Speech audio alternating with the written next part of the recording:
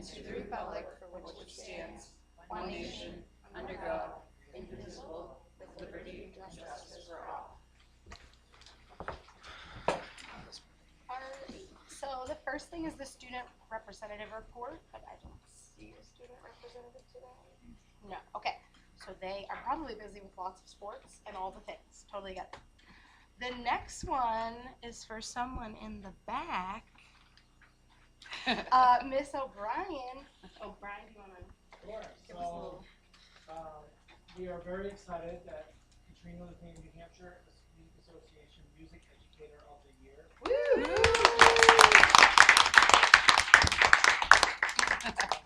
A group of elementary teachers got together starting last year thinking about how much work Katrina has put into the music program and growing it and the joy that she brings to our school.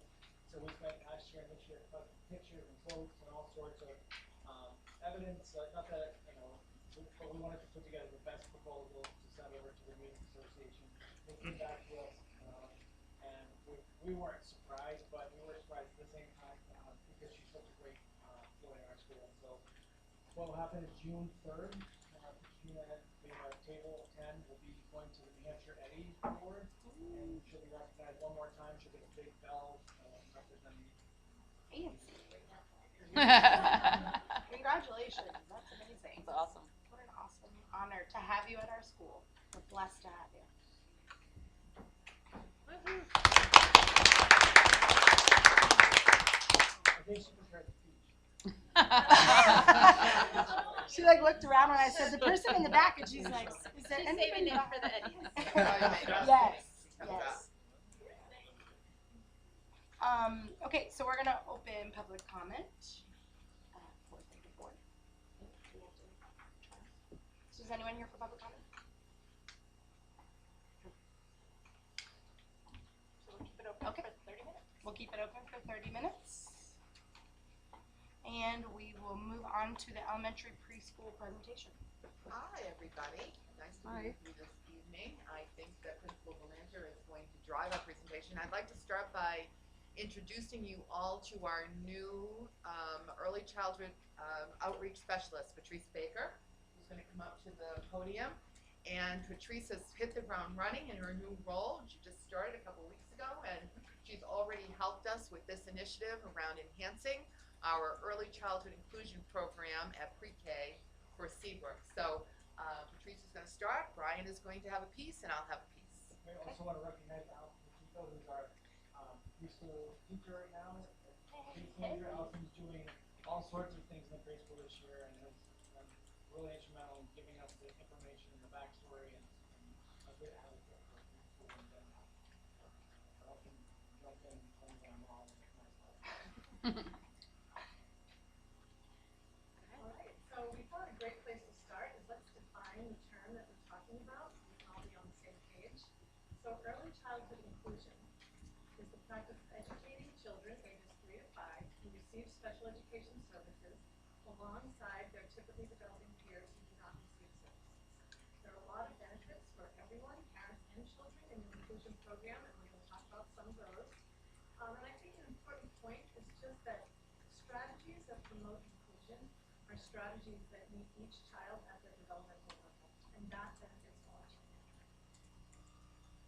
So, when I think about the characteristics that define an inclusive early childhood environment, access, participation, support, those things extend to our parent community as well.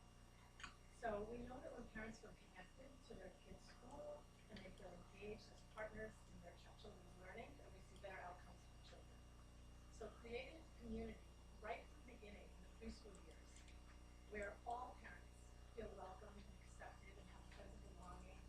And, parents of children with different abilities. You're talking. Doing a great You're smiling. I thought you were hearing me. But parents who've had maybe different experiences through their parenting journeys and their kids, they've connected to different resources, and they're all in this accepting, welcoming community together. The earlier we can do this, the better. So this is really important for the parent community of our preschool program. And then thinking about the benefits for children. there's a really strong evidence base that exists that shows us that when children are learning, playing, building friendship skills side by side with children of varying abilities, we see positive benefits and outcomes for all kids.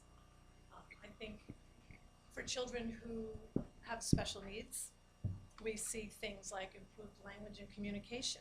We see that they are held to higher expectations, that they're able to practice skills in a more natural setting with a lot of peer models. We know children learn so much from each other. Sometimes it's harder to see, maybe a little less intuitive, to understand the benefits for the typically developing children who are in this community of children with a lot of different needs. So I'm going to highlight a few of those for you. One of those benefits is that children get to practice being leaders, and there's more opportunities to be a helper. So last week we had a professional development opportunity, and the speaker talked about helping, and he said, this is a quote, "When kids become the helper, you see a change in kids like no other." I thought that was really interesting, because as children have more opportunities to help, they develop what's called a positive view. Positive view means I am an important person, I'm a good person, I matter, I bring value to the situation, I have value. And all of that contributes to growing a child's capacity for resilience. And resilience is that ability to return to being happy and hopeful after bad things happen, and we want that for all our kids. So this idea of lots of preschoolers engaged in helping and leadership is a great thing. Studies show that children in inclusive programs develop stronger emotional understandings and empathy. And why is this important? Well, we know that social and behavioral skills and competence in young children are a better predictor of academic success than cognitive skills or family background. So that foundational social emotional skills are critical. When we think about empathy, it's often thought of as a soft skill, like an emotional thing, but in fact, empathy is a component of perspective taking. Perspective taking is one of those executive function skills. These are those like higher order thinking, air traffic control system of our brains. Executive function skills help us focus attention, prioritize tasks, control impulses, set and achieve goals. So the more we can encourage executive function skill building in preschool, the better. And empathy is a really important one. You can see the long list of positive outcomes for kids who have more empathy. Higher academic achievement, less likely to be bullying, more classroom engagement. I mean, if you think about it, if a child is empathetic, they have to understand a situation, analyze it, use their working memory to remember what happened prior to this that might have a role here, inhibit their own feelings so that they can make space for someone else's feelings, and then make a decision how to interpret this and how to act. So these are intellectual skills we want to develop in our preschoolers. The other thing we've been talking about, I mean, I've only been here 10 days, but we've already had several conversations about this, and I'm really excited to get to work on this. But playgroups are another piece of like an inclusive early childhood program. Playgroups include all parents, caregivers, and grandparents of young children ages 0 to 5. I intentionally wanted to include the word grandparents here because that is really a population that we know is growing, grandparents raising children. I've facilitated playgroups in the past at other schools. There's a picture of one, and we've always had grandparents there. So it's really a wonderful way to be intentional about welcoming that population into our school. And the thing is, you know, parenting feels hard because it is hard, and it's even harder if you're doing it in isolation. So a playgroup right away creates a community, expands parenting toolboxes, people share ideas and strategies and resources, parents gain some confidence and optimism, and it really sets us off to have this strong, happy connection to the school at a really early age. So playgroups, of course, also have a great benefit for children. And I wanted to share this with you very, very briefly, but it's a framework that really guides my thinking and work when I think about, like, you know, what do children need to support their healthy development. And this is the 4 building blocks of hope. The HOPE framework is it comes out of the HOPE National Resource Center, which is based out of Tufts Medical Center. And they've done this extensive literature review and compiled all the research and all the different frameworks around strong families and resilience and positive childhood experiences. And they put it into this nice framework that we can all like really understand and use. So basically it's telling us that there are these 4 building blocks to hope: relationships, engagement, environments, and social emotional growth. And if we can promote access for children, if we can promote access to these building blocks, we are going to see more positive outcomes for kids. So it's kind of an optimistic thing, because even though we know that, of course, adverse childhood experiences exist, we're learning more and more that our actions really matter and that positive childhood experiences can make a difference and really promote healing and buffer some of that toxic stress that kids experience, not only for the children, but I would say also for the adults. So excited to be here and get to work. Thank you. Thank you. Please don't go too far. There may be questions, you never know. Okay. The next slide here just shows you a copy of our program approval notification from this past July with the New Hampshire Department of Education. And as it relates to Seabrook and our developmental preschool, I just wanted you to see that we are approved as an early childhood special education program. And as such, we have to comply with the regulations around class size and age range. We'll come back to that in a couple minutes, but just wanted you to see a copy of that to get going. So when we think about what that code talks about, it tells us that an early childhood special education class is considered one when less than 50% of the children are without disabilities. So for our planning purposes, 51% of the kiddos are identified and the 49% of them are typically developing. So just that's the ratio that we're shooting for. In this program, there may be more than one early childhood class. As a matter of fact, at Seabrook, there are currently 4 sections or 4 classes, 2 in the morning and 2 in the afternoon. And Brian will tell you a little bit more about the plans for that. And at some point, we may even be expanding that if things go right with the grants and what's happening. It's up to the Special Services Director to ensure that the needs of the children with disabilities can be met, determining the number of children that are enrolled and how to staff that setting. So we have to ensure that all of the students that do have needs, if they do have services that require an additional educational assistant, that's happening. There could be other related services that we hope push into the setting, such as OT or PT or speech. The maximum number of those preschool kiddos in that classroom should be 12 total, with a qualified teacher and with a paraeducator. In our case, we refer to them as educational assistants. And regardless of that ratio, we have to ensure that the personnel that are assigned are endorsed in the area of disability, consistent with the population of our program. So, drum roll, most of you already know, but I'm here to announce it publicly, that our plan to apply for the preschool expansion alignment under the Full Service Community School Planning Grant Award, a lot of words, was funded. It was reduced slightly, but we came away with just over $150,000, and we're very, very excited about this. And the funding is starting just almost immediately. And what the funding is for is to support New Hampshire school districts. 6 out of the 9 who applied were funded, so I'm happy to report that we're one of the 6, to develop a very comprehensive plan over the next 6 to 9 months that will allow us to coordinate academic, social, health services through partnerships in the community. This is very important, and Patrice will be helping with this outreach to support our application to the United States Department of Education's Full Service Community Schools program. If we are so successful in winning that award next spring, that will be a multi-year, very large award that will help us make some significant changes and even additional expansion. During the planning period that starts now, we will conduct some coordination activities. We will get some additional community engagement. We'll do a needs assessment. We'll collect data. We'll develop the infrastructure, activities, and partnerships to implement what a full-service community school could look like.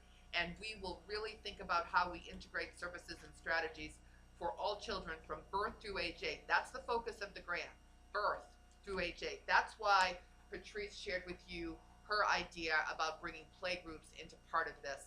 Whatever we can pilot this next school year, in order to get us ready while we're planning will help us in terms of data that we can include in the bigger grant.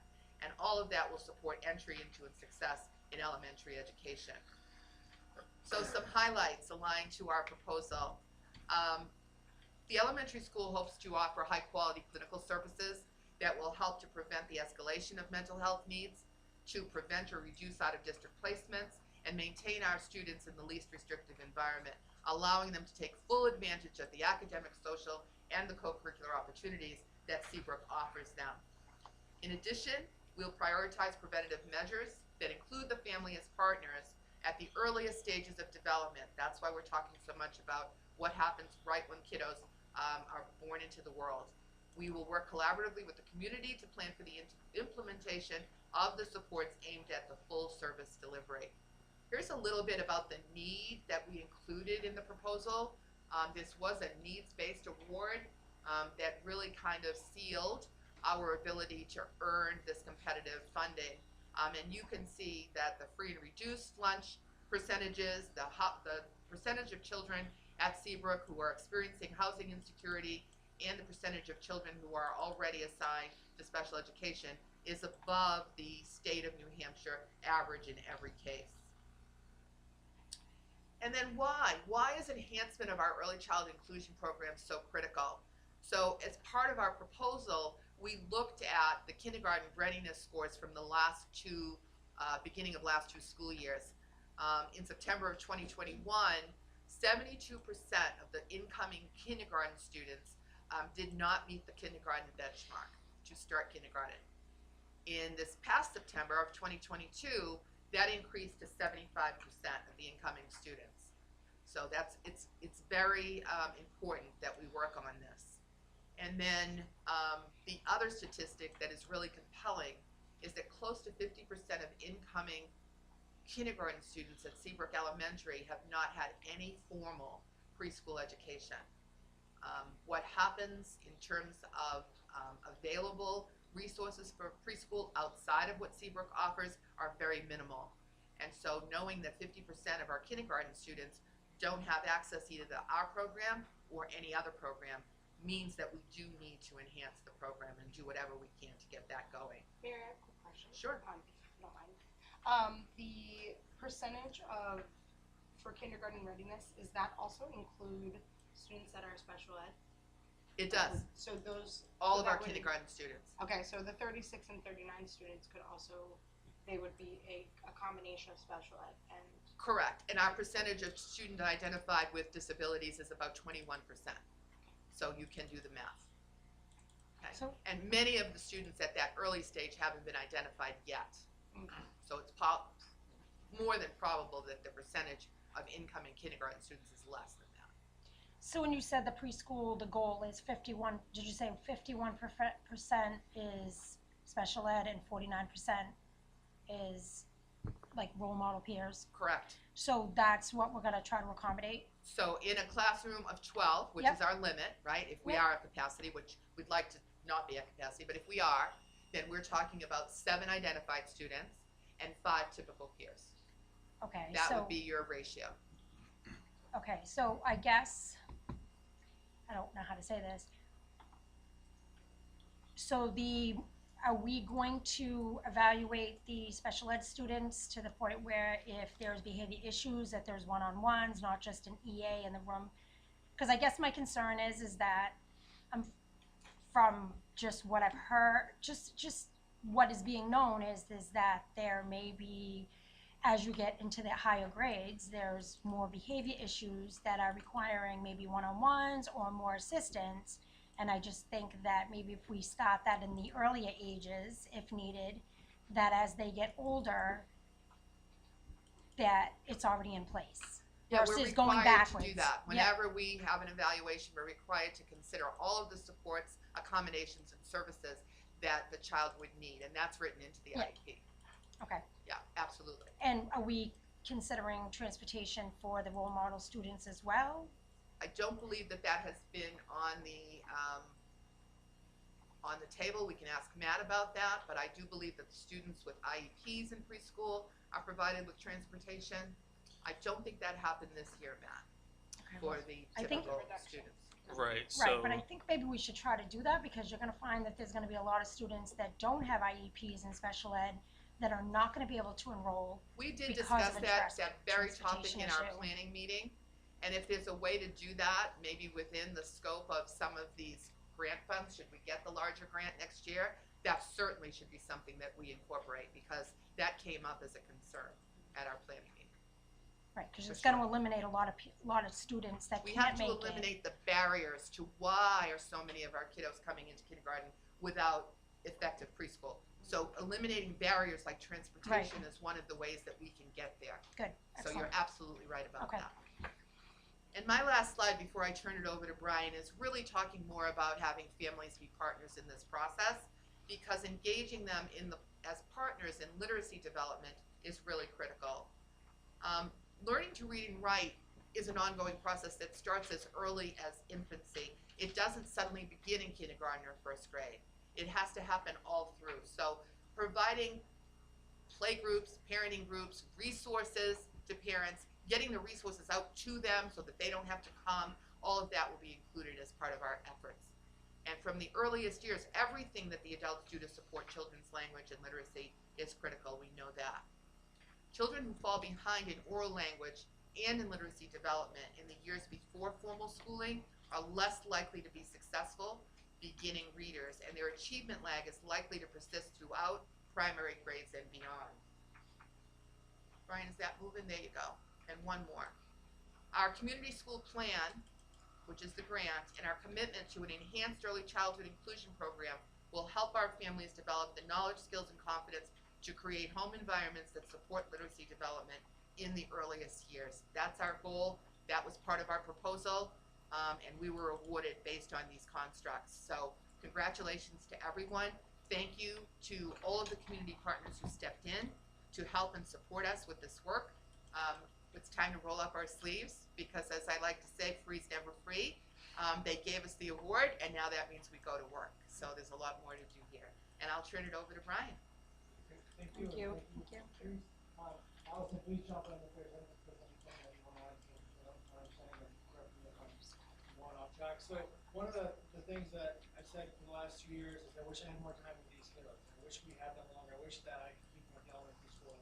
What I love about what we're doing right now is it's getting earlier then. So if I can't pass them to 5th grade, let's start working on them earlier, and let's make relationships with their families, and let's really see what we can do as far as changing that number from 75% of students who are not ready to even start our school to let's try to flip that around. That's upside down. And so our program really is designed to pull in all of the students that are sitting on grandma's couch or that are out there, not in a structured learning environment, and really showcase what we can do in the school setting. So partnering with parents, partnering with caregivers, and also through the grant, we brought in over 20 different partners around the state to see what other resources and how can our preschool coordinate this across the area.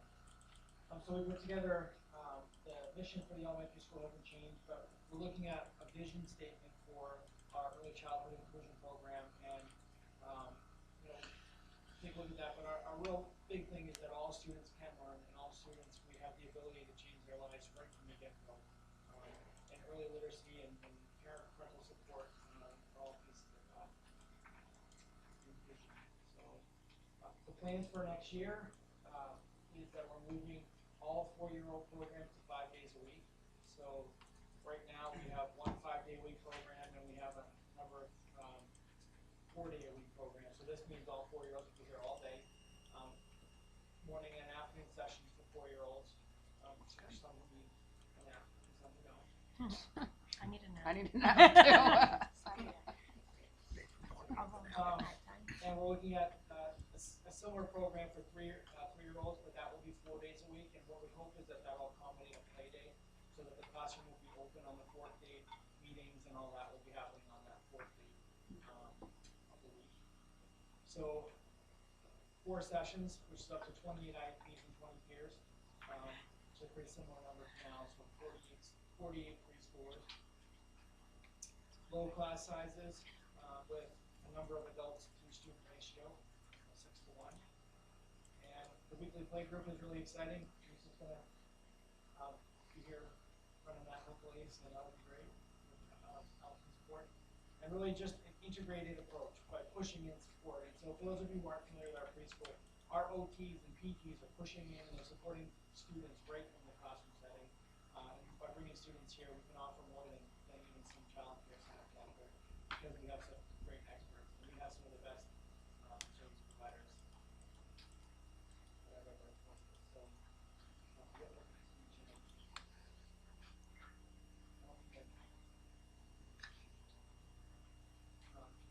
Questions? I guess just to pick back on kind of what Kelly said, I love the inclusion program. Two of my children have been typical peers in the special ed classroom that currently happens. I definitely see the benefit for all the kids. I see the empathy. I see how that changes firsthand. My only question would be, how do we handle situations where the needs are greater than what can be provided in classroom without the interruption or at the detriment to both typical peers and other special needs kiddos. So for those that have persistent things that would maybe pause learning more consistently, does that make sense? Well, that's a really great question. This year we've worked really hard with our autism program to develop what's called the PEACE program. And we have a case manager, Erin Nickerson, who's doing a terrific job trying to rebuild a program to support our students in that program. We also have introduced a new category of assistant, which is called an RBT, a registered behavior technician. And so we're literally looking at stronger tiers of support and bringing in folks that have the skill set to address that. And Mary, I don't know if there's beyond that, the school will do whatever we can do to make sure students are safe and interactive with them. And it's an individualized education program for a reason, right? Because we have to meet the individualized needs of those students, whatever that may be, and bring those services to them or get the services that they require. So we look at kids on a case-by-case basis all of the time, reconvening when necessary and getting them the supports that they need. It can be challenging, but if we set it up in the right way and we make sure that the resources are there and Allison and her team are well supported and have the structures and they have someone like Patrice coming in and visiting them as much and frequently as often as possible to help troubleshoot some of that, it's going to work out just great. I misspoke a little bit. We also have a consultant that comes in, a BCBA that's a behavior consultant that comes in from outside agency, and she does a lot of our preschool consults for students for behavioral or And behavior is part of the learning in preschool. I mean, that's the nature of it, right? Students are learning how to interact with each other, how to navigate the social language, the world, meeting their requests, right? So behavior occurs for all kids, identified or not. True. And our team works to try to minimize the impact on other kids, but it's not to say that there won't be some, right? And we see that throughout school. Right. That's one of the concern, I think, because in the older grades, Right. I think mean, we're seeing a lot of disruption more consistently. And so then, like Kelly said, though, maybe hitting him, not hit, that's a wrong person.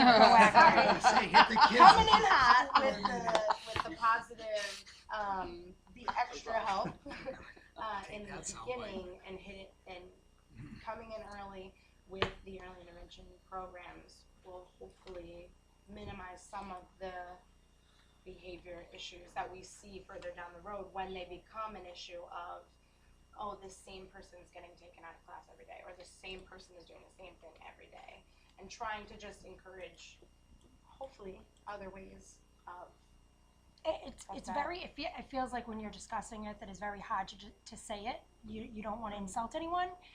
And like Mary said, we have to find a way to bring education. Well, we have to remember the children as well that are in a class that are also trying to learn at the same time when there's this constant disruption every day. I had one in preschool, and Allison can tell you, one that was an IEP and the other one who was a role model. They were siblings in the same class. So I feel like, not that I'm special, but I feel like I have the right to say that I know that child that may be a little, see, that's what I mean. I don't want to say the wrong thing, but I just think that we need to keep in mind of the children that as well want to come here and get an education, and the behaviors are making it extremely difficult. And they need, I'm just going to say it, they need to be addressed better. I don't know how else to say it. I mean, the same students are going to getting detentions, the same students are going to the principal's office, the same students are, you know, being suspended 3 days at a time. And we need to remember that, you know, we want them to have an education, but you have to remember that you are leaving the other children behind when you're not being fair and giving them the education they deserve without disruption every day. And the teachers, you know, I mean, Allison, yeah, she's experienced, we know that, she's been here forever, but we have to remember that at the end of the day, what Patrick says at the end of the day, we say that, but, you know, I mean, we have to think about her too, you know? Oh, absolutely. So I just think this grant's great. I'm not saying I'm just saying I think we need to remember that, you know, maybe someone with an IEP, or we want to get them transportation, but there's a reason we're putting role models in there. If we don't have transportation for them, you're not going to have them You're coming absolutely in, right about that and barrier. you're defeating the whole purpose. Like right now, there's no transportation for the children. You're right. And that to me is not okay. We need to find a way to get transportation for those kids now. I don't know what needs to be done, but let's do it. Kelly, if you don't mind me piggybacking on Yeah. what you said, because I agree with you 150%. I think that, and we've talked about this Yes. too with the barrier. The barrier is definitely there. What I'm wondering, when we are pre-enrolling, you know, preschoolers into these programs, can we, before we even start the program, send out a survey to parents to see if transportation actually is needed? Because Absolutely. if we find out those 5 role Right. model kids all need transportation and we can't provide that, it's not even hinting at the goals that we want. Correct. So Right. that's Thank what I you. think you're getting at, because I agree with you 100%. I've already received 2 requests for clarification. My guess is it's going to be a need. So as a reminder, that was in the budget, that got reduced when we had a default budget for this fiscal year, and so, you know, unfortunately, we were in that position as a result of some budget cuts that we had to make based on taxpayer support. We have taxpayer support moving into next year, our budget was fully funded. We're hopeful that we're able to utilize resources effectively and provide those supports where we can.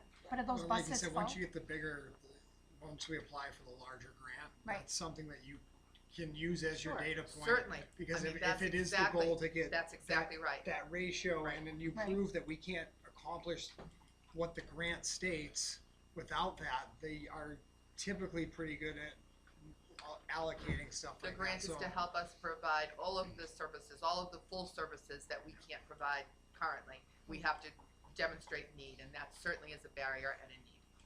And if we were to do that survey, and Matt, you would probably be instrumental in this, getting a number of what that would actually look like in terms of cost for the school to provide that transportation, then we could at least have something to work with. And it's not just kind of this like cloud idea, we know it's there, maybe we can look at something a little bit more figurative. Are those preschool buses right now full? Is that why that the other peers, Yeah, we, they're full with the preschool kids? you know, depends on the day, and if we, so, As far as I know, the small buses transport all, it's not just preschool, because it's a special ed. Yep, so they are doing, So it's preschool, because but I it's was other told grades that as was well. So eliminated it's for not the other just kids. But they are all children. They are our typical peers are in there Okay. as well. All right. My child, and so there's other typical Okay. peers that get picked up. Right, good. right now we transport that whole class because of the way it looks like. Yeah. With the maximum of 12, I think buses are for all the seniors. Yeah. So Okay, good. Gotcha. This is just throwing this out there too, but there are schools that actually purchase their own buses to provide transportation, and that's been cost effective. Matt, you could probably do some digging, but I don't mind doing some digging too. And maybe something that if we're gonna pilot a program like this and that preschool program takes Almost off, worth it. it might make more sense and be more Have a cost effective contract. if we did have a couple school vans. You can't transport preschoolers in vans. So they But would if be there are school bus packages buses. you can actually get into like a Ford Transit, you can purchase the bus package. Now I don't know what the legality is or age of students. You're going to be more on that, Yeah. Meredith, than I am. It gets complicated. Oh, I'm sure. You know, we certainly can price that out. I'm not sure that, you know, once you purchase the bus, hire personnel, you have to personnel, maintain that ongoing training, someone has to oversee and manage that piece. I'm not sure for one bus within the SAU it's going to be as cost effective as we might hope. I'm thinking more of like a fleet of like a couple of 15 or 12 passengers that would be more cost effective. Now I don't know what the logistics are on that, but I am thinking that this is something we're going to do annually, and I know that bus costs are very high. I don't see those going down, so maybe it is time for us to kind of think a little bit more outside the box and see what we could do to have right here without having that annual just food for them. And that's part of the analysis that, you know, we typically do when we look at bus contracts. I mean, it's generally speaking, it's more effective to contract out our bus services, both for regular education and special education.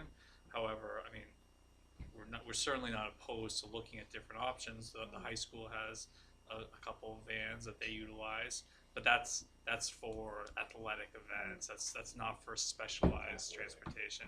Something like this, I'm fairly certain does not make sense to go in-house, but that doesn't mean that's not an option for other types of transportation where it may make more sense. That's absolutely something that we're always looking at. I think the initial need is to determine, or the initial step is to determine what the need is, and then determine how we're gonna achieve that goal. So. Well, thank you for the presentation. Thank you, Staff here, for the presentation too, and for Allison and your hard work. We appreciate you. We are going to close public comment at 5:09.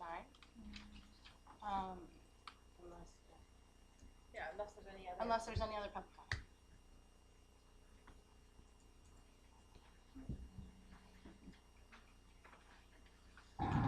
Sure. Susan Marshall. I'm a resident of Seabrook. Considering, I guess this is about, I was going to address SORA in the shared collection, but I guess this is about SEL, which has probably more problems with it than people are realizing.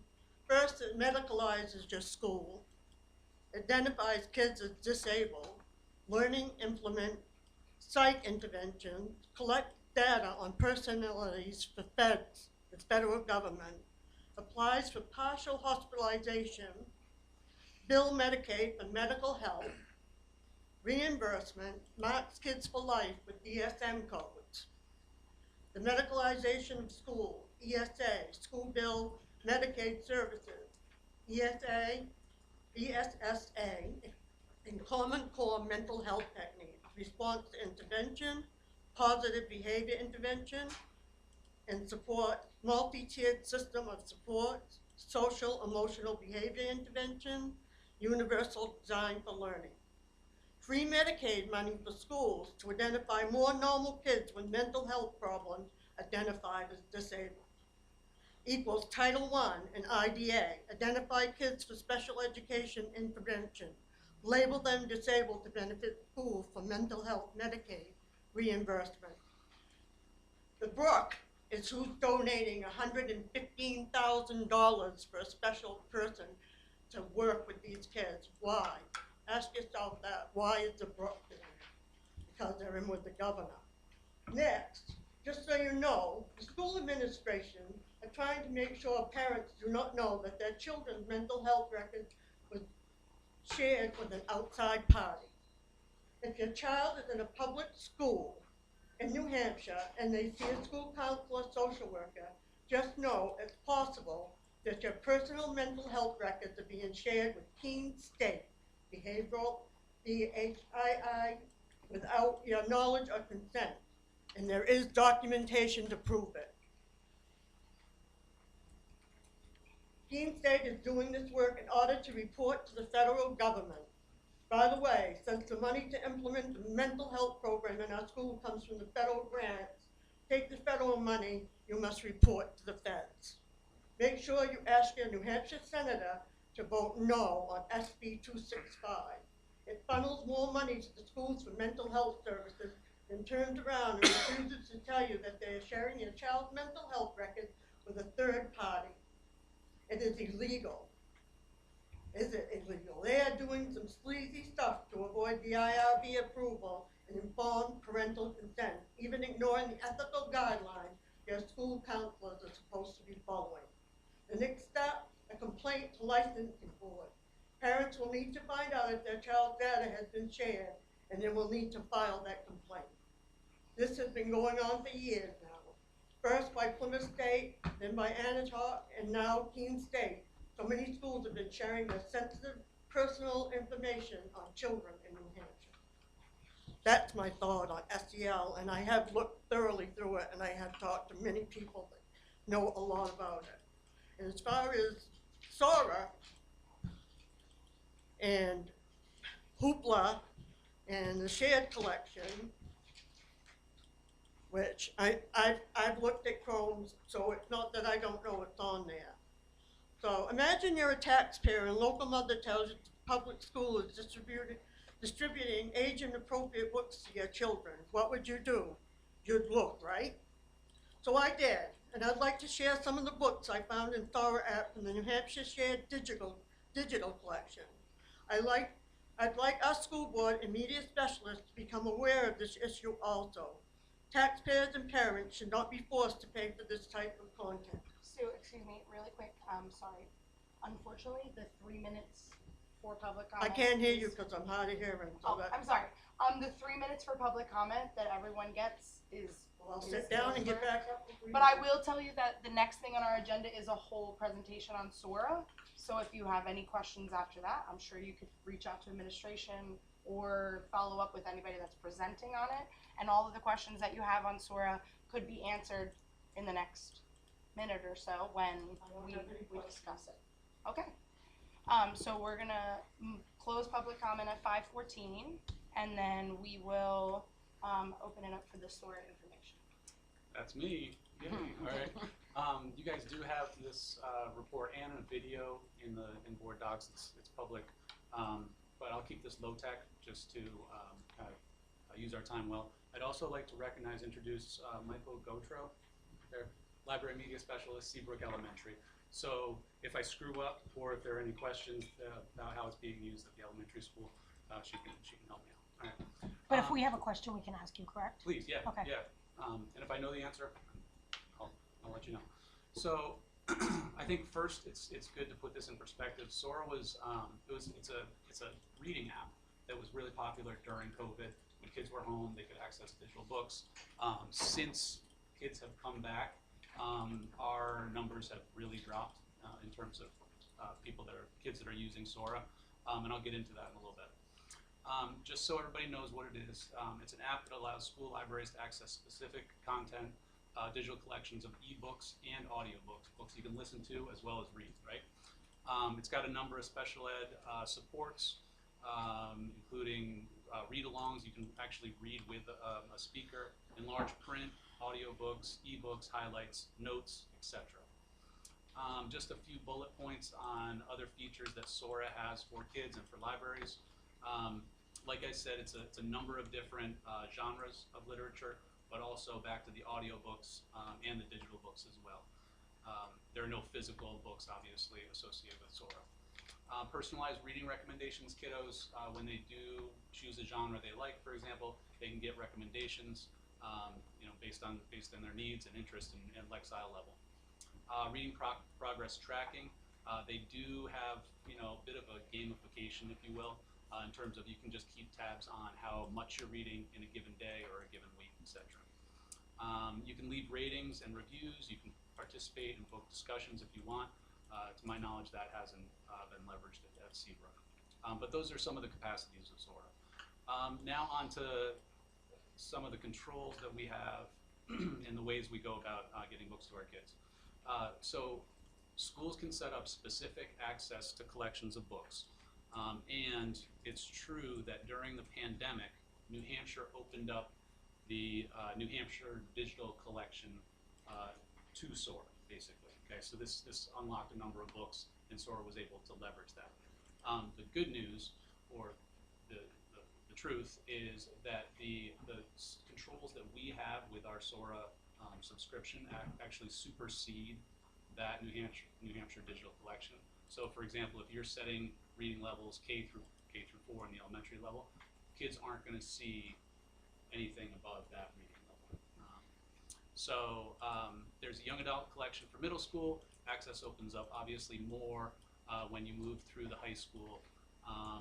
Additionally, it's worth noting that schools do have individual controls over specific books. If there's a book that the librarian deems inappropriate or wants to control, that can be done on a granular basis.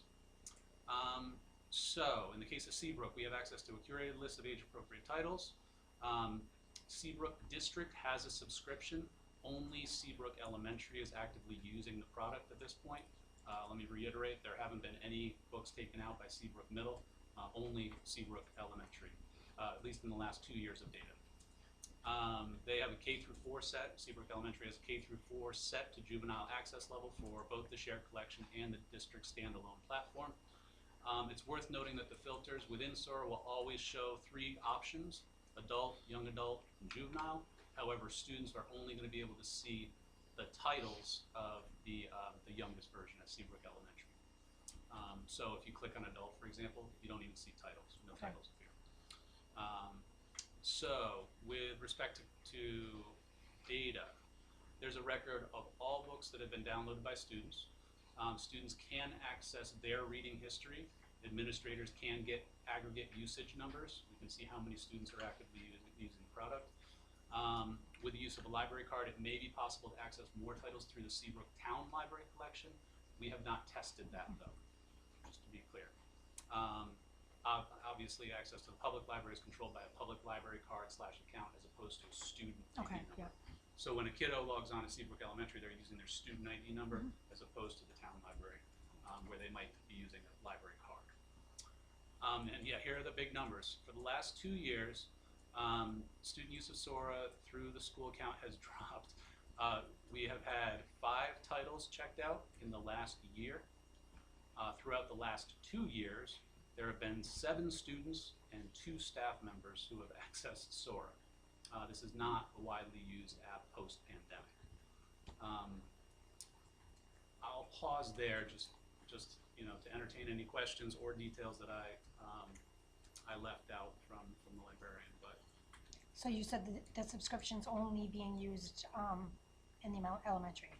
yeah. So Seabrook District has a subscription. However, only Seabrook Elementary uses the SORA platform. Okay. So the elementary is only able to look at the younger. Yeah, we can do a granular search. Nothing has been checked out above grade 4. Okay. Okay. So the only way that a student could access SORA in a bigger capacity would be to go to the library or through the library website, go and access it using their library card, and then search it. The town So there's- library. Right. I'm sorry, Right, the so town we library. can't control the town library. Right. We Right. can, Cannot, yeah. Yeah.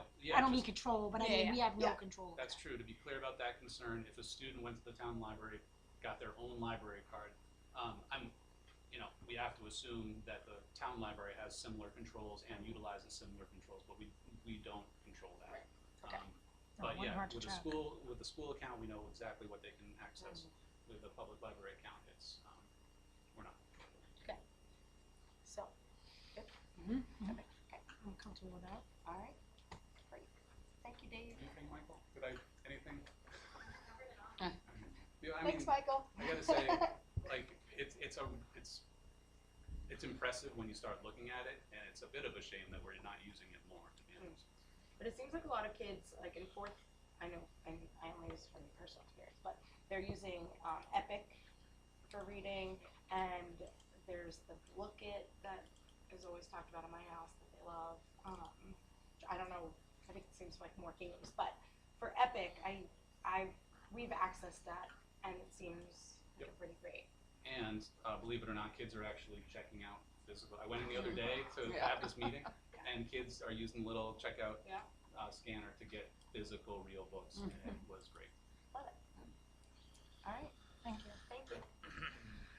Okay, approval of the minutes for March 21st, 2023. I get a motion for that.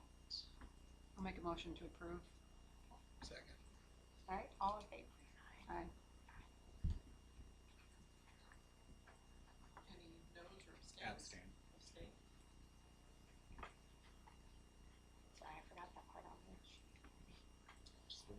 I have that little cheat sheet. All right. Meredith, superintendent's report. Sure. So last night, it says March 10th in your report, but it was really April 10th. Last night we had our legislative meeting with local representatives. So thank you to Representative Khan and Representative Danvern, who represent Seabrook, as well as Senator Altschiller for joining us, along with other representatives from Hampton and Hampton Falls and Northampton and Southampton who were there to participate in the meeting.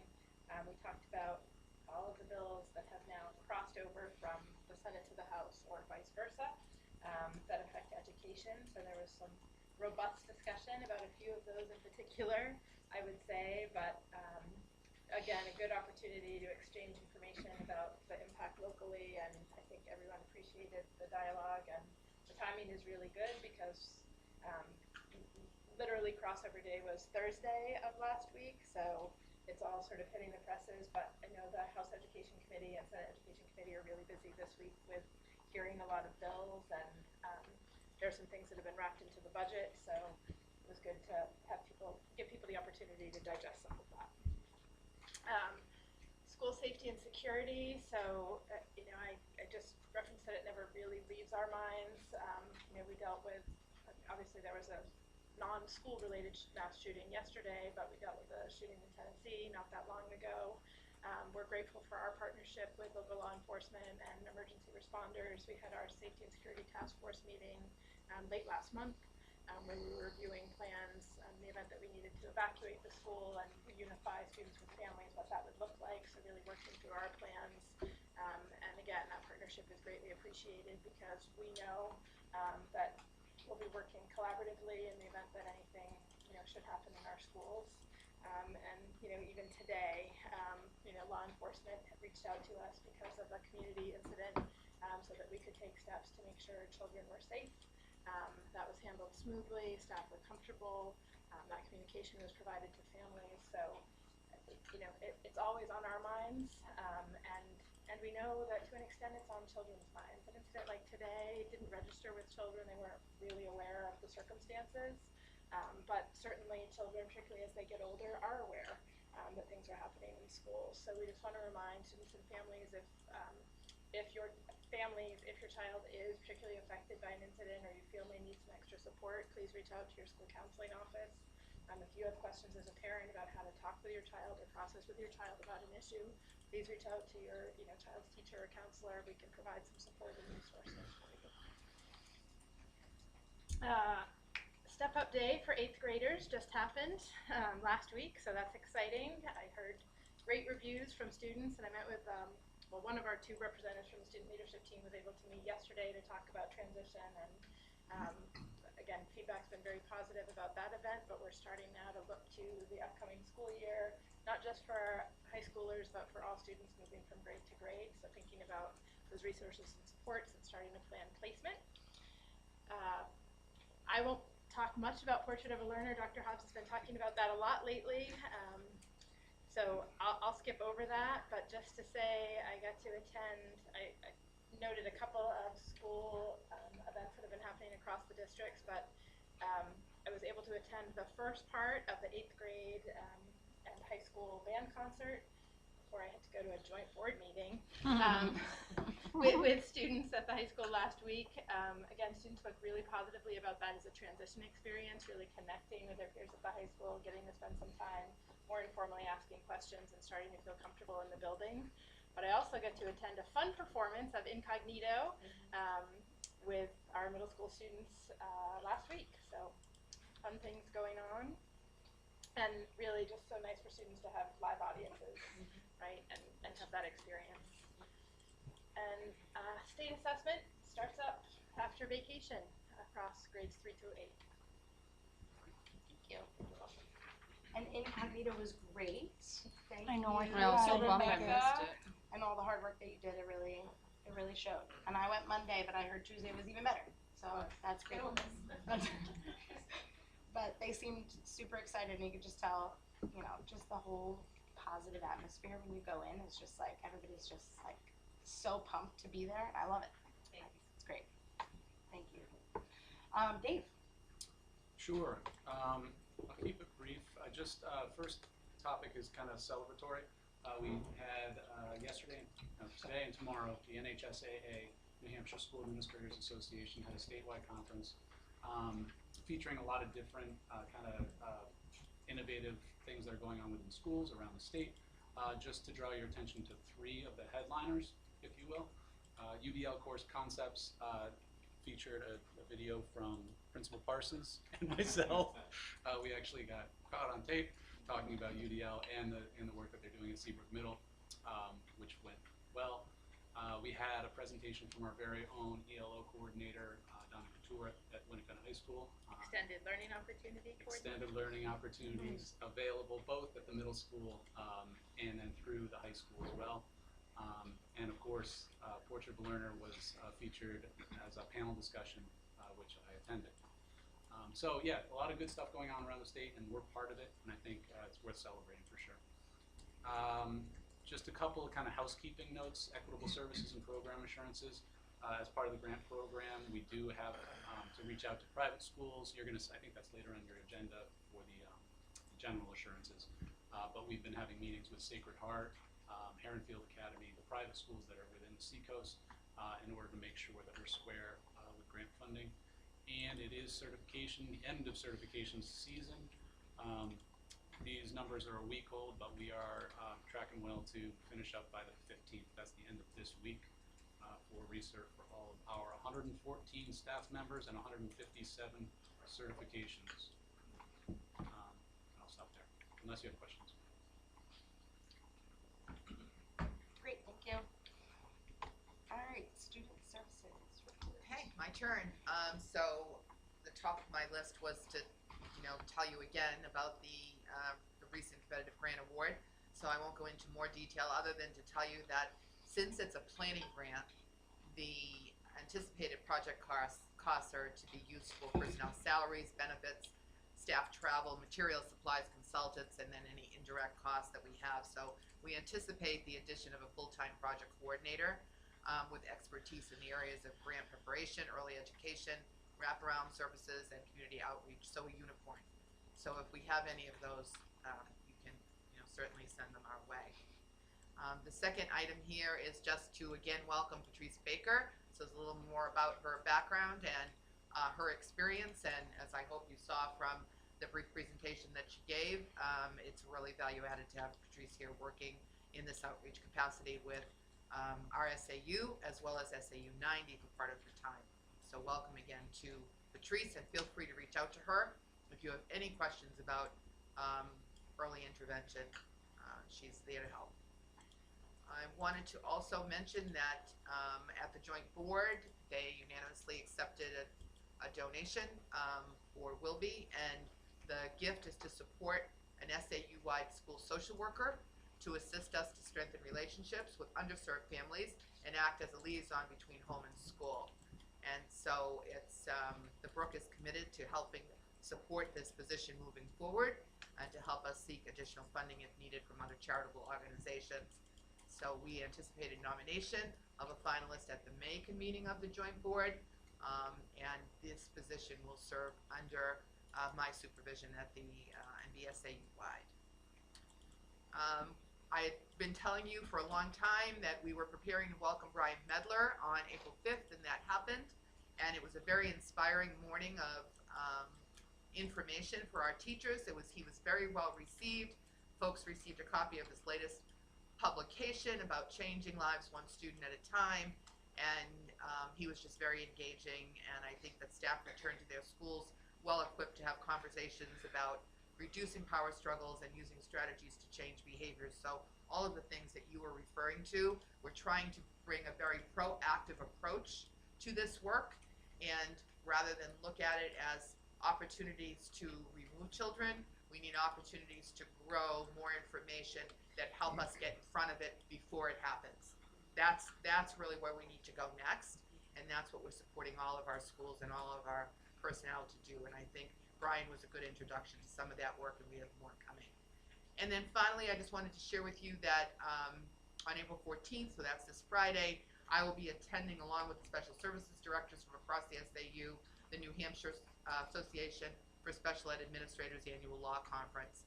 And so this is a great opportunity for us to learn more about how we support our students, particularly those with identified learning needs. So that's about it for me. Thank you. All right. SES principal award. So front center, Katrina's at the top there with her award.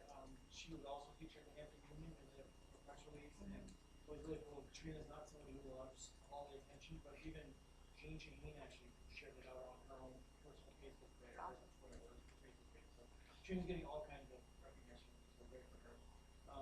This past week we also had our EA Appreciation Week. Our EAs across the district, we had breakfast for them and celebrated them. And this year we included parents in that email, so that students who work with our EAs were able to say thank you to our amazing associates, our assistants in the classroom. So I just want to recognize all of them.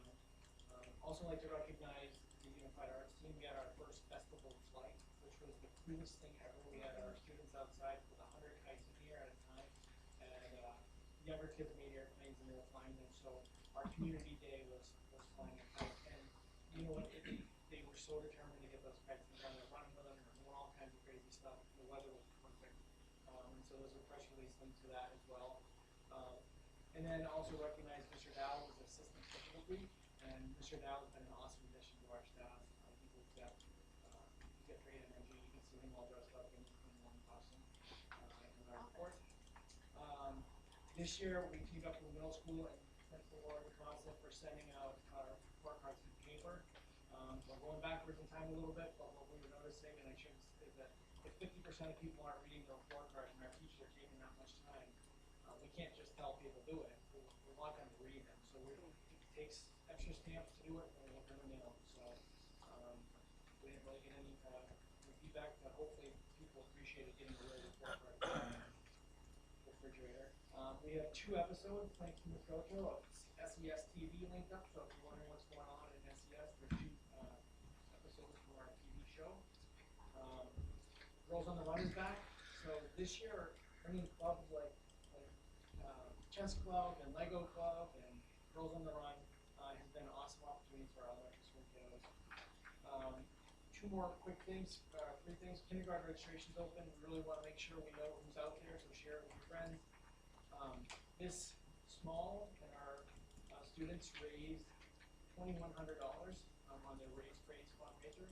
And the last thing is we're telling everybody way ahead that we are going to do screen-free week. We are going to unplug from the computer. So we're warning people now, week of May 8th through May 12th, unless it's testing or an emergency, we're going to show our kids just get outside and do some other things. And picture day is next week on the 21st.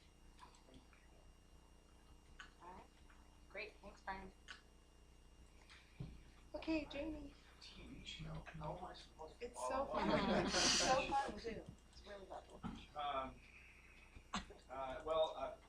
I'm afraid that Superintendent Nato took a couple of my items. Ooh, very sorry. You can go first. He's not next there. time. I'll give you the abridged version. SMS was pleased to receive a generous $60 donation from the Black Bowed Giving Fund on behalf of Start Energy. We also had one of our RAM assemblies the last Friday in March, which was another successful assembly where we recognized over 30 outstanding student RAMs and seven outstanding RAM staff. They played, what do you call that, scooter hockey, I guess, and the staff won by a brilliant 1-0 at the last minute.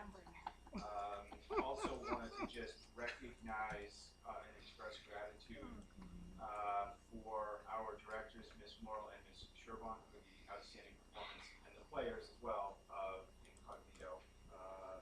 So congratulations and thank you to those 2, the directors and the players as well. Something interesting that's popping up or coming up soon is the 8th graders are going to attend a field trip to the Seacoast School of Technology on April 19th. Which is a great resource. We recognize that there are multiple pathways to post-secondary education, and this exposure to technology and the options there I think is really, really important. So that's coming up. Also wanted to, again, celebrate the combined concert. There's a really cool picture of Mr. Woolley with some of our choral singers at Winnicott, so it was a great transition opportunity for those kids. And then lastly for me is just the spring sports started last week. So we had our rounds of tryouts. Any students that did not make any of the baseball or softball teams are encouraged to sign up for track. Track is a non-cut sport, so there's plenty of spots available and lots of different opportunities for kids to get out there and get active with track because there are a variety of events that will appeal to a variety of athletes. Practices will end typically by 4 p.m., so there is a late bus. And the schedules can be found at smsrams.bigteams.com. There's a link on my report, and folks are encouraged to sign up for Fan Central, which will provide you sports updates. And that's all for me. Thank you. Maintenance report.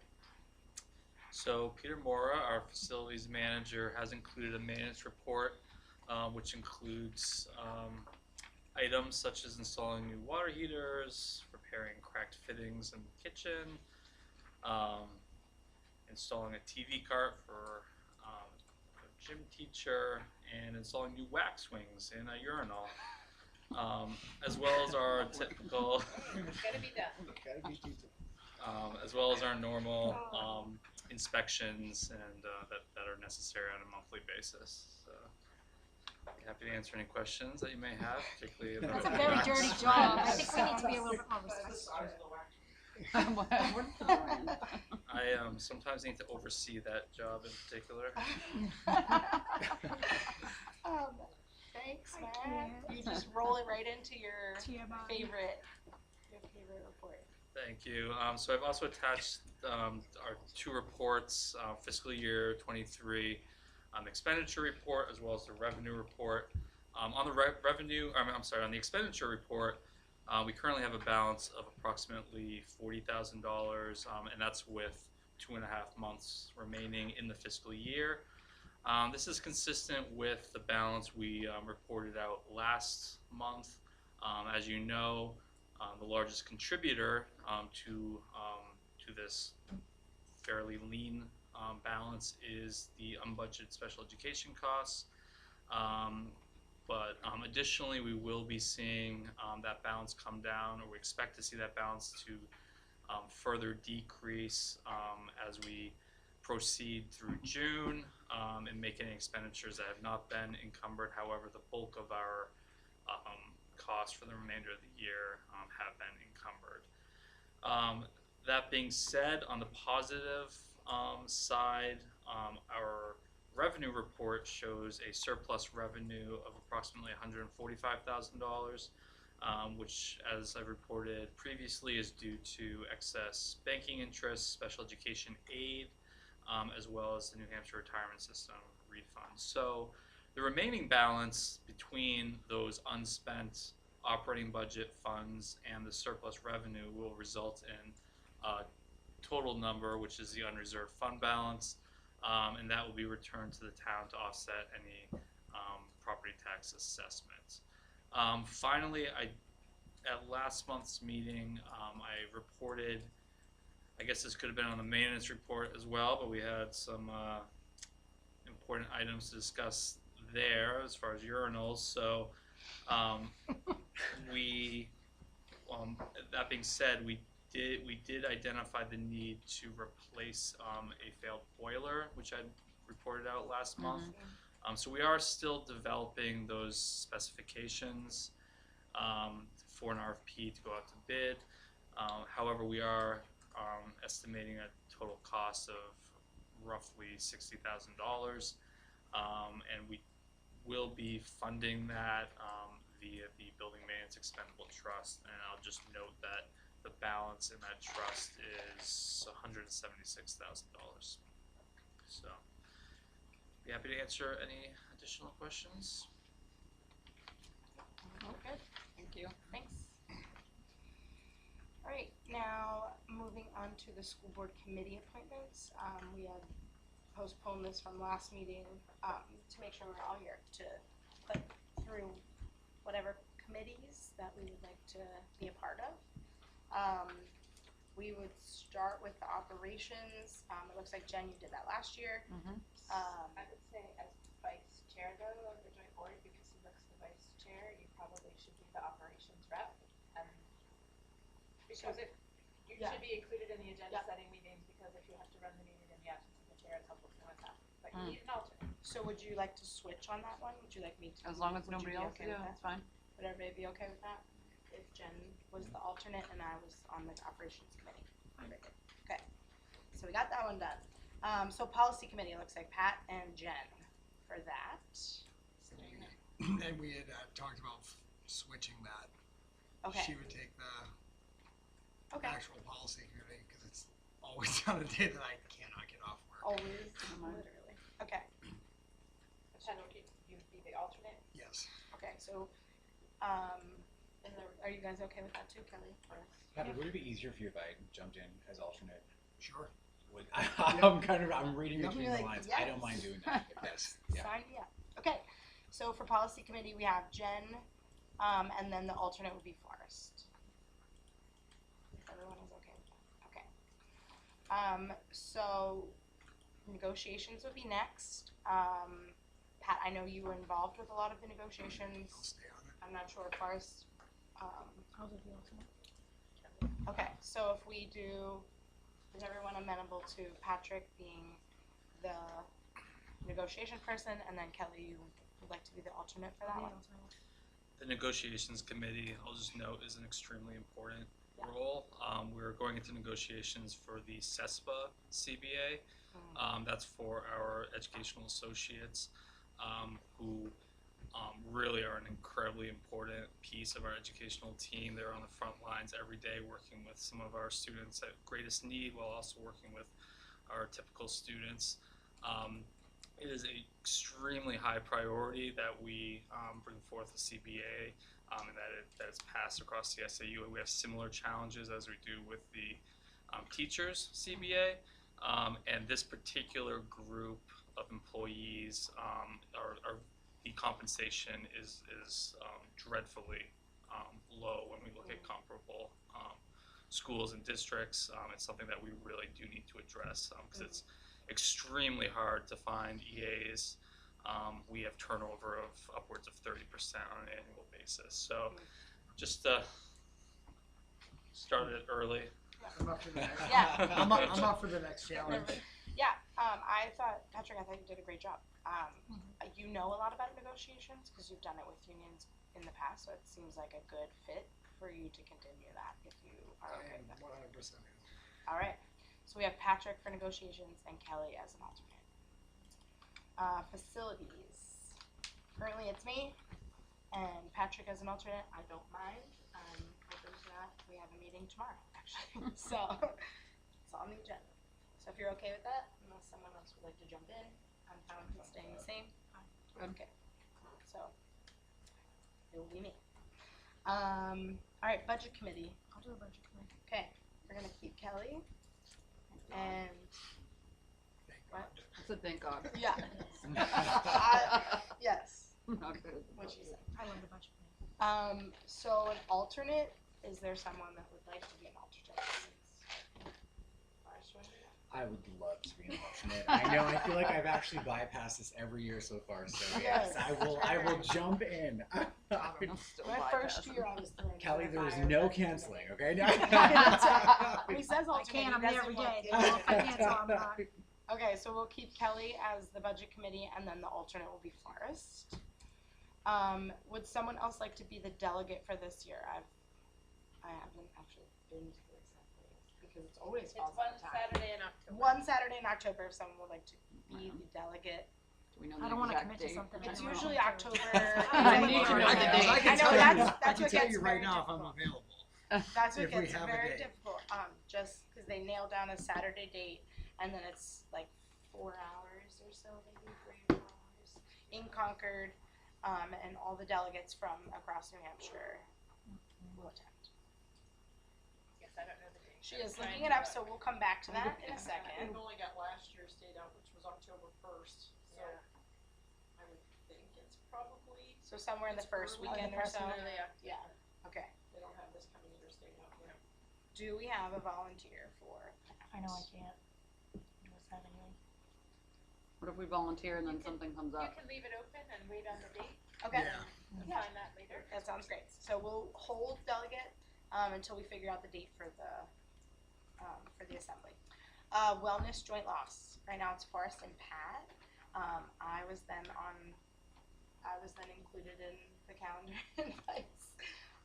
But it is a tough time because it's during the day. So I would love to stay on it if that's Great. possible. Yeah. yes. Fabulous. So Forrest will be that. I'll be the alternate if he can't do it. I'll be. Okay. So Yeah, Kelly we're will be gonna the do some alternate. calendar organizing. Now He's gonna drop out at what day and when is it gonna happen?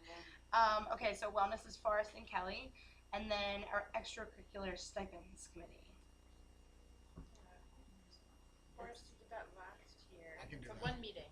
I'm gonna jump in. And Okay. if you can't make it for some reason, Patrick, I can jump in too. Okay, so there we go, Patrick and Forrest. Rhonda, when you are ready, let me know and we will get a motion. Of course you do, because you're so fast. You guys went nice and slow for us, so I appreciate that. So do we need a motion? We do need a motion to approve the committee appointments. I make a motion that we approve the appointed positions in the committees. Okay. Kelly seconds. All in favor? Aye, none opposed. Kelly, are you good? Yes, ma'am. Nobody's No, actually, opposed. she No opposed. Sit down. abstentions. Now that we just went I through it. changed my mind. Actually. Not doing it. I Alright. have that vote recorded. Okay, so full service community schools program planning grant. Yes, so we've already spoken about the grant itself, Mhm. that was part of our earlier presentation, but this is actually, because we've received that grant, now we have a job description for the position to work on planning the grant, right? Writing the longer term proposal. So the job description is included in your packet. You can certainly answer any questions, but our goal would be to have that approved so we can try to post to fill that position. And this would be a 1-year position pending future grants Correct. and services and things. Correct, so Okay. this is funded through the grant and right now would end in March of 2024.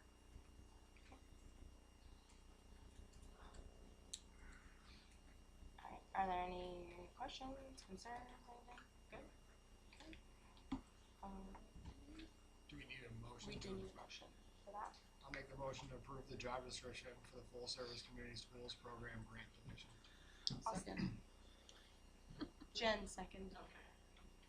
All in favor? Aye. Aye. That's I got that one recorded as well. okay. Great. All right, new business, board member attendance policies.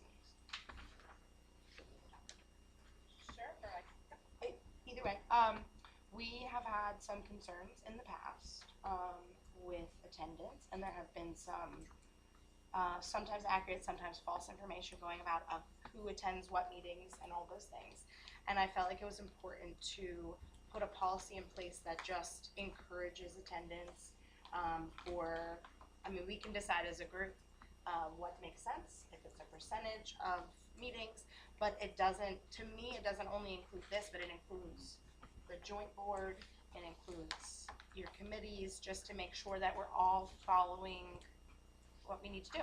And the only way that we could truly be involved and have a say is to be here as much as possible. And again, that we know that sickness and things come up, but to just try to attend as much as possible, really that's the key, so. Yeah, so I think the question is whether you want, if the board is interested, whether you want to adopt your own policy or whether you want to raise this to the policy committee for the joint board to work on creating a policy to serve all of the districts. There's not already a policy in place, I'm guessing. So there's a general policy, it's really part of your code of ethics, right, for the term, that you will make every effort to attend board meetings. I forget, it's a B section policy, I'd have to look up exactly which one. Rhonda's gonna find it before I do, cause she's already there, on it, and I clicking. see her clicking. But I think what I heard was an interest in more specific guidelines. Yeah, because with concerns raised, from like the public and from also just things out there that are again, not always accurate, want to just be more proactive about saying, no, these board members have attended almost all or all of the meetings. Here's the details. I mean, and then just an easily accessible type thing. And then I feel like there has to be some measurement or some balance of you really should be at, let's say, 60 to 75%. I'll say more like 80, but 75%. okay, that's fine. No, 75 12%, sounds yeah. great. I don't know what that would look like though in terms of numbers, because again, in my mind, I think it also should include joint board meetings, because we shouldn't have joint board meetings where one person goes. Because it doesn't, in my mind, it doesn't only reflect on the person there, but it reflects like not as good as a whole for us not to be there. And then we also don't get feedback in things that are happening on the joint board level. And so if we want to make sure that we're being available for those things, I think we really need to try to have a quorum, especially at the joint board, to make sure that we can vote on things that are important for the district as a whole. Christina, I mean, I agree with you 100%. Because we're trying to streamline policies at the joint board level so that there's consistency throughout the schools, I think that at least my opinion, would 100% go forward with wanting to construct a policy, but perhaps having it done at the joint board level, because having it specified to Seabrook, it doesn't create that cohesion that I think we've been trying to do with the policies, but I think this is a very important policy to have. Because you're right, if all of the board members aren't there, I think of the voice of the community. You're missing people that are speaking for certain populations, and that's why we are on a board. Right? So the only thing I would say is I think it would be more appropriate to do it at the bigger umbrella so that all the schools are kind of held by that same standard. Does anybody else have any feedback? Are we good? I agree. I think that sounds good. Who did we decide for policy? Is that me? Jen. Thank you. There you go, Jen. You don't want to Tell us Jen. about write you. it, but I can reach out to the School Board Association to see if Oh, I they know can what I'm provide any guidelines, and then I'll share that. All but with me. you Okay. It's all about me. for feedback. Okay. Perfect. Okay. All right. Last day of school. So this was a discussion at the joint board meeting, and each board also has to vote on it because you have to individually adopt your calendars. So Seabrook had 2.5 snow days, half day in December, a full day in January, and a full day in February. My recommendation would be to have Friday, June 16th be the last day of school for students. That would still leave 2 additional days for teachers to make up, and so one would be served on Tuesday, June 20th, and the other one has to be scheduled through their administrator, but no later than June 30th. So they have to get principal approval, but they have some flexibility in the use of that second day. Do we have a motion to approve that? Make a motion to approve Friday, June 16th as the last day of the school for Seabrook students, and 2 additional days for teachers, one to be served Tuesday, June 20th, and the other to be scheduled no later than June 30th, 2023, with prior approval of the principal. I'll second. Just one clarification, that would be an early release day on June 16th. June So 16th, not a early full day, release. but just early release. Okay. I know that question's all around. Absolutely not. All right. All in favor? Aye. Unanimous. All right. Now the federal grant general assurance. So. You weren't at the last one, so I was ready to go. But go ahead. Yeah. So attached, we've included the general assurances for the board's review. So this is required of all school districts who receive federal grants in the fiscal year 23-24. The general assurances certify that we, as a school district, are following all the applicable federal regulations and statutes, and that we have the proper policy and control measures in place. So as such, this document will be sent to both the superintendent and the school board chair for their signatures, and then at which point we'll submit it to the New Hampshire Department of Education, Bureau of Federal Compliance Department. So no motion is necessary, but this is acknowledgement that you've reviewed said assurances. Says motion on there. It does. All right, well, make a motion. Oh, it's I guess that's what I Need get to for sign missing it. the last meeting. There you go.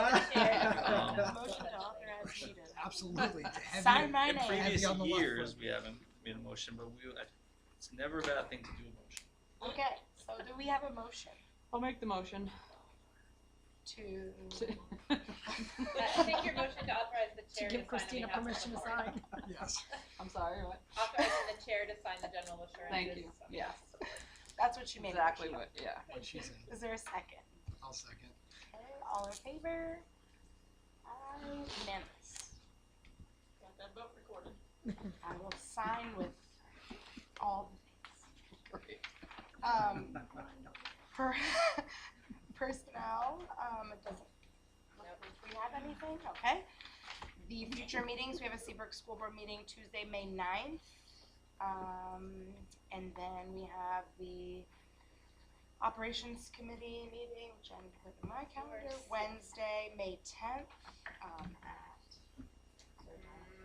Don't worry, I will send you calendar invites I know now you that will. have reorganized. Yes, perfect, thank you. I'll wait for that, then I will put it in. Okay, and then, do we need to enter those things? We do not. We do not. So, Wow. Jen, your favorite? I'm ready? Yeah. Motion Didn't to, the oh my computer. god, I forgot what it's called, to adjourn. A motion to adjourn the meeting at 5:59. I need to go to bed. Second. Second, all in favor? Aye. Why Aye. didn't we reassign that to? What? Motion to adjourn. Because Jen wouldn't allow She it. just beats us Jen every would time. not, she would not allow Would you it. like to take that committee over? Yeah. Yeah. The adjournment committee? All right, well, thank you, everybody.